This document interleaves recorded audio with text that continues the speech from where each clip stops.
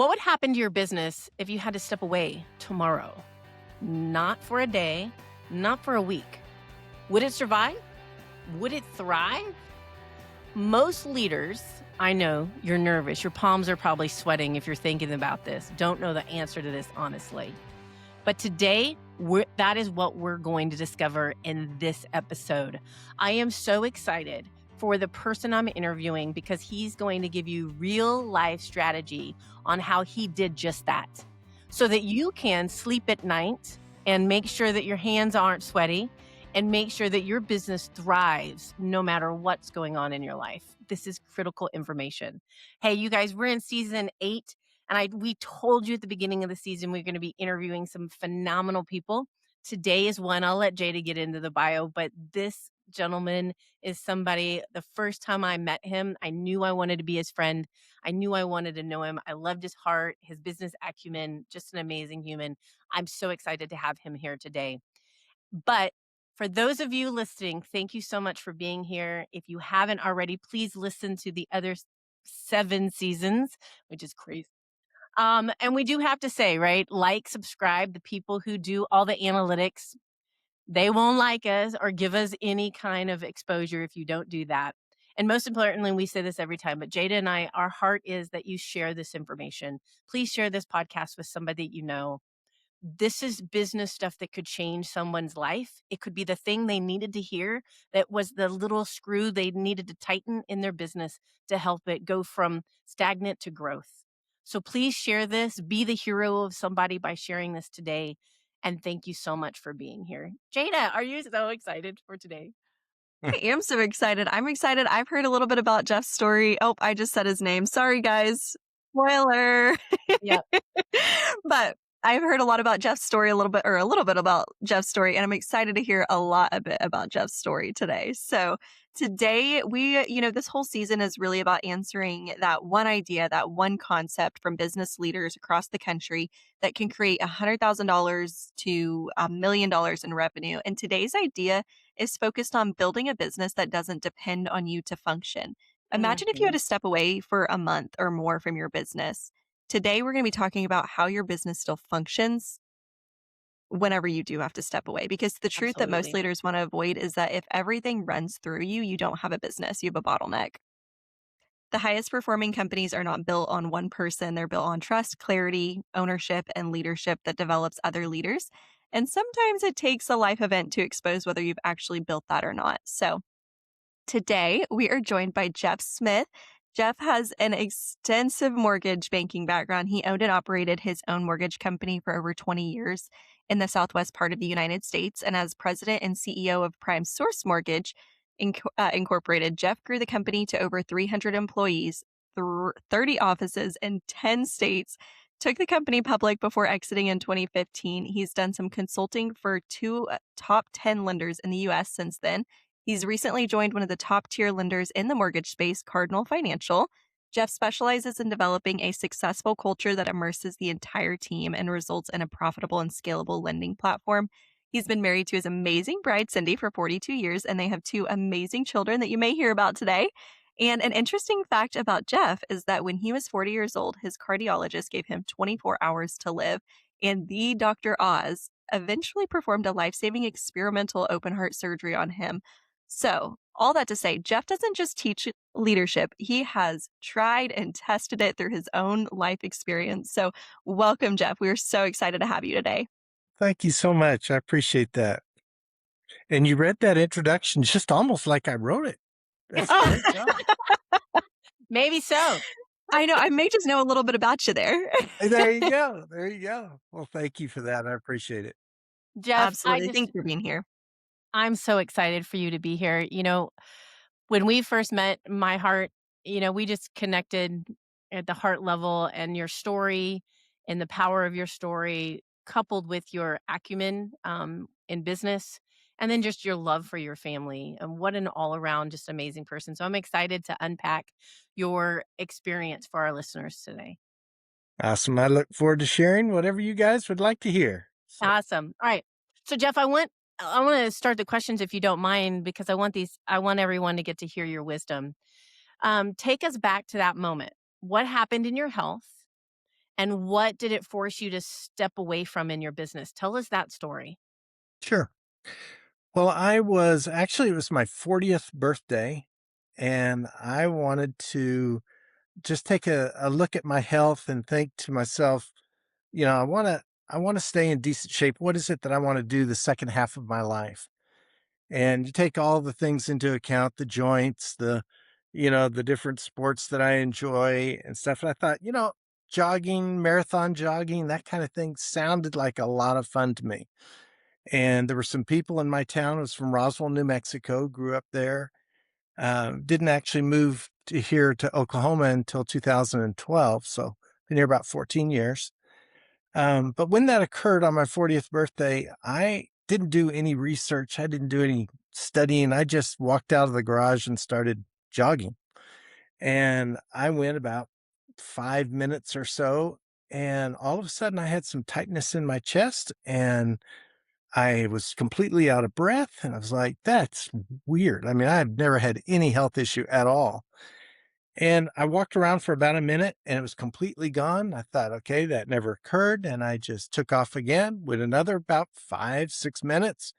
Same thing occurred. I was completely out of breath. My legs were heavy. So I called a friend of mine who actually is one of my top producers in the mortgage company out of Farmington, New Mexico. He's a marathon runner. I said, what am I doing wrong? What is the story here? And he's like, Jeff, can I be honest with you? And I was like, of course, be honest. And he was like, Jeff, you're a wuss. And I'm like, what do you mean I'm a wuss? Don't tell me that. He said, I'm serious. You got to run 25 minutes and don't stop. You got to bust through those human barriers. It's like, I'm going to do it. I hung up on him and I ran 25 minutes and I didn't stop.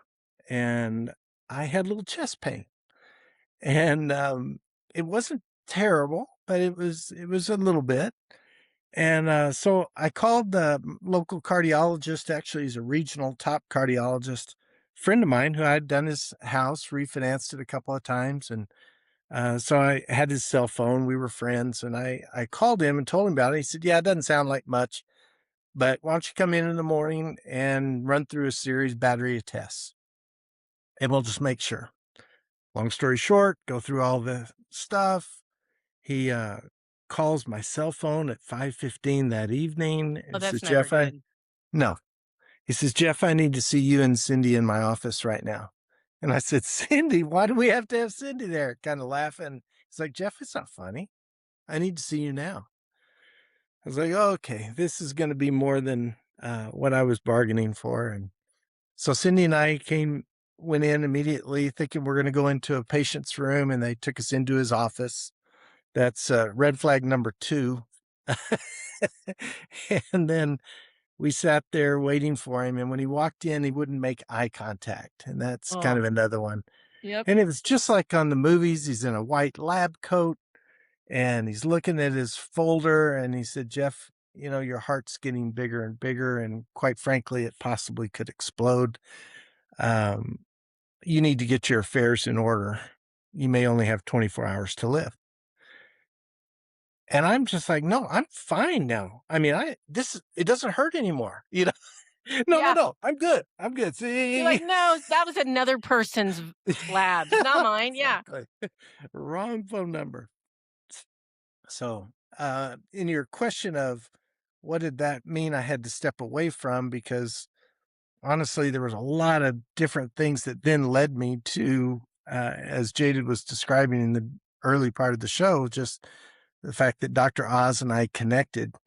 I would never call somebody like Dr. Oz, but I'm a big faith guy. And one of my loan officers is also extremely strong faith lady. And I thought, I'm going to call her and just ask her to pray for my situation, what's going on, because I have no idea what's happening.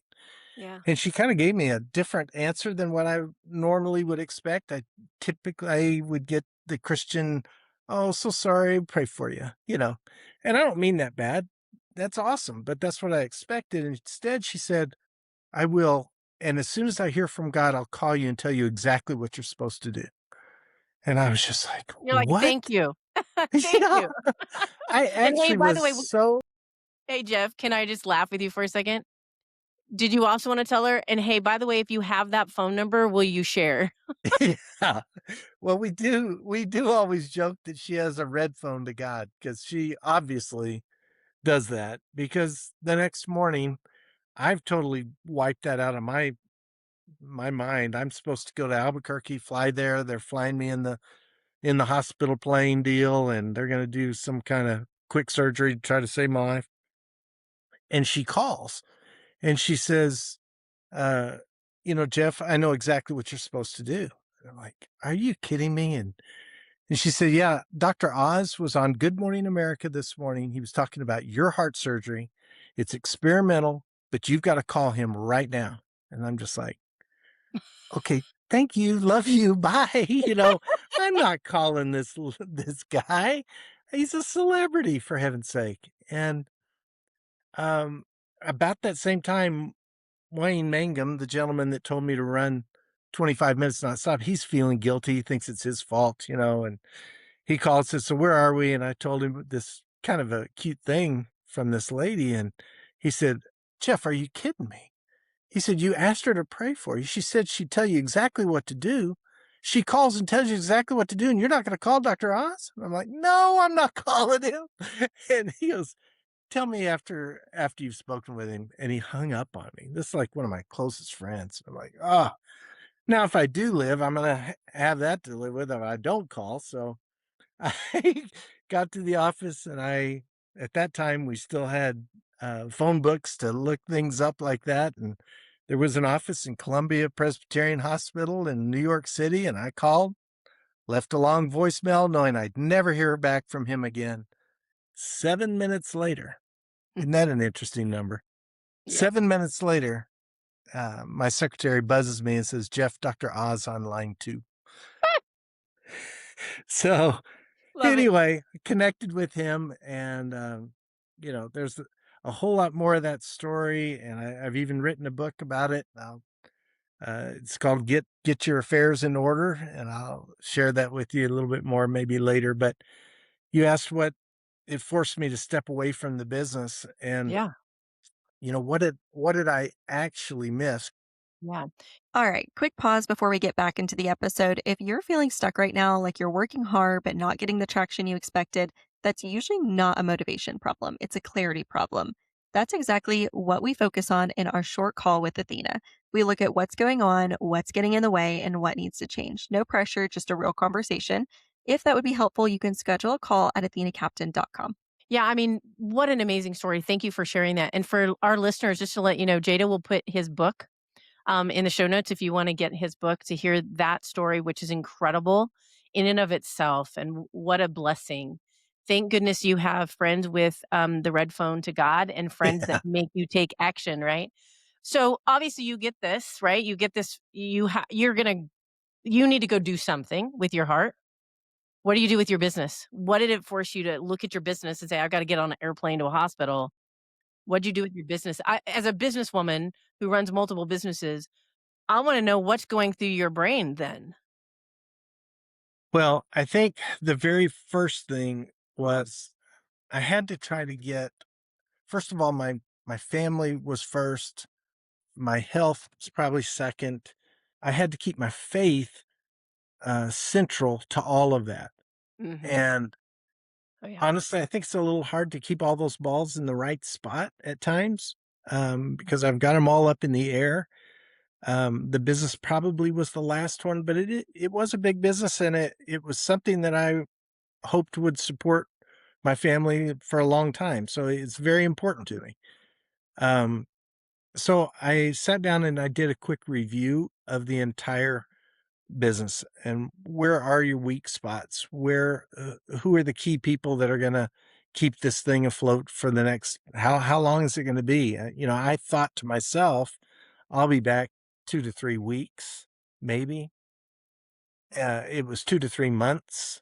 And but the review is pretty much the same. Who are they and how can they handle it? And actually, I hired some real mature people, and they weren't necessarily in age mature, but everybody had a view of where we were trying to take our business.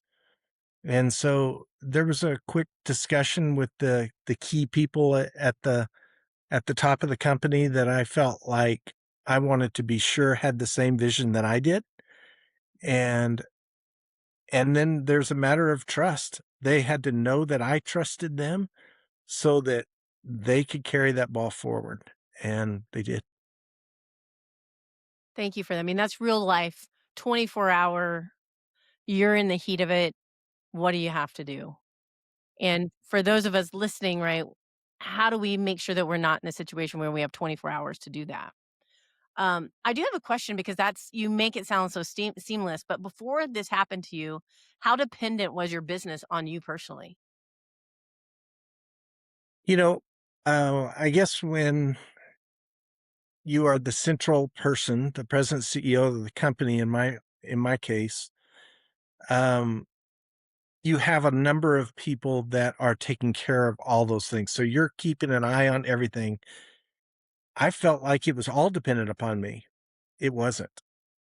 It was dependent on those people that I had put in place. So that's where I mention how important it is for you to trust the people Yeah. and for them, maybe more importantly, for them to know that you trust them because it puts a whole nother layer of accountability on them. I don't mean to push stress even further, but they need to feel that they are going to run the company. Yeah. Maybe as a group, maybe it's an individual, whatever. It depends on how you have that set up. But I think it's real important that they understand that not only do you trust them, but they need to know that you trust them. So. Wow. That's excellent. While you were out, Jeff, for months, what did you see happen inside your team that either surprised you or validated what you had built and that trust that you had? Uh, I think that for the most part, their knowledge of the business was more solid than I had anticipated. I thought I had to tell them how to how to make the widget, and I don't think I did.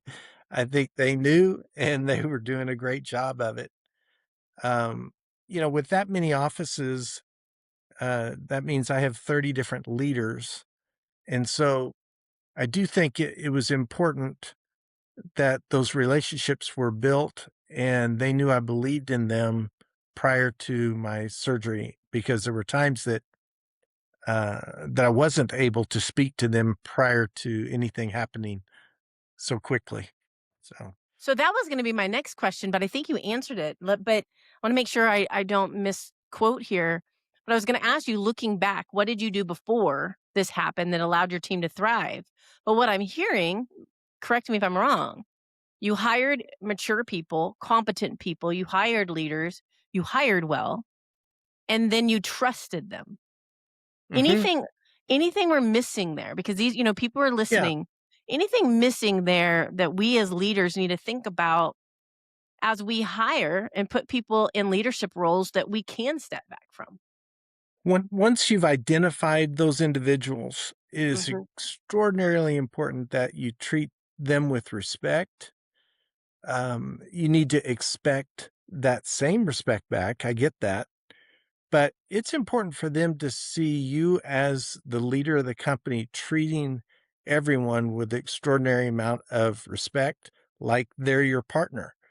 Not an employee, but always give credit to your team for your successes and take responsibility personally for your downfalls. I think a lot of us have heard that, but we have to action. They have to see that and not just hear you pop off from the stage. So. That's excellent. Excellent. And what do you think most business owners, what do we get wrong when it comes to building a team that can operate without them? That's a good question. It's such a personal approach to managing a team that I wouldn't say anyone is doing it wrong. Mhm. Um, but I'll say that I believe that building a team centers around that word build, um, to make something by putting together different parts to make a better whole. I mean, to do that, you must recognize the value. that each person, each part, and its importance to the overall wholeness. So again, value your team members, respect them, and give them credit for their contributions, I think is the key that I would toss out. Mm, I love that. Thank you for that. Now, I do want to ask you another question just because, people are listening and we're sweating in our hands right now because we're thinking, "Oh my gosh, I don't have a team like Jeff's or I don't have a plan like Jeff." What are 2 or 3 things that you think they need to do to get started to just to calm that fear? Well, I did think about this when you and I first spoke that you'd like me on your podcast. And I thought, um, if I didn't know what was about to happen to me, I would want to make a slow and methodical review, a perspective of the entire team from multiple viewpoints, identifying any weak spots. Um, i.e., how's the job being accomplished today, and how are there any weak areas where you're getting by, but it may be a little unstable or questionable. So you can obviously bolster those areas. Number two, I would say, I need to think about two and three, but two, I would say allow each leader to see their long term path with or without you in the picture. Now, that takes some guts to say that when you're their boss, but it's important for them to realize how valuable they are. If with or without you, what is the path for them, and what their future might look like, how you can help them, achieve that. You're going to learn so much in that kind of a meeting. And then lastly, I kind of talked about this, but begin to trust your team members to do their job well and let them know you're trusting them. I think that's just such a key. I love that. Thank you for that wisdom there. I will say that if you do hire the right people, so a hiring process is critical. I think maybe Jada, you and I need to do a couple of podcasts on hiring. But I will say that if you hire the right people, they'll do the job better than you can. Mm, So I think that's really important. And I one thing, know something. yeah, Oh, good. sorry, Athena. I was just going to speak to what you just said. I know something that we've heard at Darren Hardy's Business Masterclass time and time again is Darren doesn't want to be the best person at marketing on his team. He doesn't want to be the best person at operations on his team. He wants to hire the best person for that seat on the bus because that's what they're good at. And that's, at the end of the day, if he had to take a leave of absence like Jeff had, mhm. he has the best people in the right seats on the bus. And so I think that that's just another example of something that we've heard, and it's just like a good reminder, I think, too, for our listeners if they haven't heard that before. Essential. Yeah, absolutely. No ego at the top, right? No, need to Have no check that ego in one your at the people, door. right? Mhm. Hey, Jeff, I just question, because you talked about how you were kind of running things and then this transformation happened. How did this experience change you as a leader? Uh, Dang, you do a lot of these good questions. That's pretty good, girl. Uh, because People need to I learn. don't I don't think that I changed much. This is what I thought originally, that I didn't think I had changed very much. However, I think my experiences, fortunately or unfortunately, have added a whole nother realm around my leadership. So it gives me a perspective that probably most don't have. But it's still a key to have a solid plan in place so that you can ignite it should that event occur. But I, like I said, I didn't think I had changed, but I think there was some some things that took Bet you if place. we interviewed your team, they would say you changed. I bet you. I bet they would say there were things that you trusted them with that they had more efficiency. One thing I've learned, and Jada, you and I can speak to this, and so I wonder, Jeff, if your team would feel the same way. But when Jada first started years ago, she felt like she had to get my okay on projects. Mhm. After she understood the boundaries and then she understood, I'm like, you can make a mistake and we can fix it, but just go forward. Jada, did that freed you up to be efficient? Yeah, it freed me up to be efficient, more creative. And don't get me wrong, there are still some things where I have to ask Athena, like, "Hey, what's the priority here?" Because both of these seem Mhm. like a high priority, but what's going to take precedence? And so there are still times where I have to ask, Athena, you that. But yeah, having those kind of like guardrails almost, I guess, in place helped me know how can I proceed efficiently without making Athena the bottleneck. Yeah. Mhm.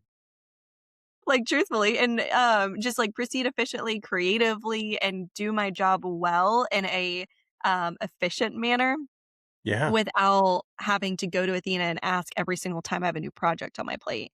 'Cause I have a that's as a leader, I'm sure that's not fun either. I have a question for you, Jada. Did Yeah, did you feel that you were able to develop more confidence in yourself and in your ability because of that? Because your leader did that?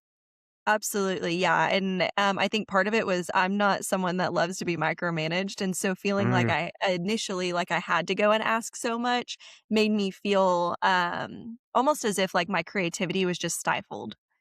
sure. And so I didn't feel like I could gain that confidence until I fully understood where my boundaries laid and where I could just Yeah, run free with my own ideas and execute well in that. that's awesome. Love hearing Yeah. that. Yeah. Thank you for asking that. That's a good question. Very good question. I don't think, one thing in when we're interviewing people, uh, I just went through a group of interviews, and I tell people, if you need to be micromanaged, this is the wrong team. This is the wrong team. Like, if I have to micromanage you, you're not getting on the team. We don't have time for that, right? We're Yeah. hiring Mm, for it. So it's, I think, as leaders, as you're listening to this, I really want you to hear. I'm about to get in the rubber meets the road, but trust, give them boundaries, give them a roadmap, and then let them thrive. Let them thrive because Jada I just can speak. Jada does things for our organization that if it was dependent on Athena, it would never happen. mm, mm, mm, mm. Never happen. So Jeff, thank you so much for that. I mean, stay with us. Um, I want to give our listeners what we call the rubber meets the road. And this is action steps. You guys, this is my heart. I don't want us to be assholes where we learn a bunch of information and we do nothing with it. What we are people who execute to make impact and to make a difference. And so that's where we're going to go with the rubber meets the road. And we also, Jada will remind you that we do have our resource guide for this season as well. So number one, you guys, and Jeff already talked to us about it, but audit your dependents. Do a full audit of your business, know your strengths, know your weaknesses, know what would need to happen if you needed to step away, let's say for 90 days, right? What is going to happen? Now, I will share with you guys just because it's happening currently right now. Maybe not in this podcast as much, but I'm in a season where my daughter is in hospice and we will lose her in God's timing, but not long.